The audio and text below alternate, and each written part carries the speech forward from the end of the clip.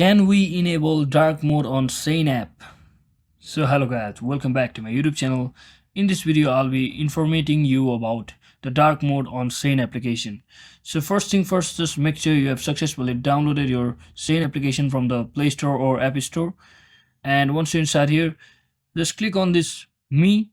And from over here, what you need to do is simply click on this settings option at the top right corner. And once you click on it, as you can see, there is no option currently available to change your theme in your Shein application.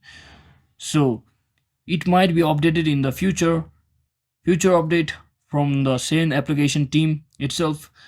And for now, you can either try enabling your dark mode from your own device's specific mode. As you can see on my device, when I toggle on the dark mode,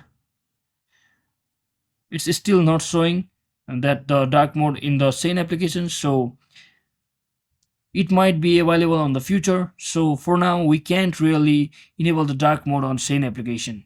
So hope they make it the dark mode available on your Shein application in the future. So that's it for today, guys. Hope this video was helpful and informational. If it was, don't forget to like and subscribe to the channel.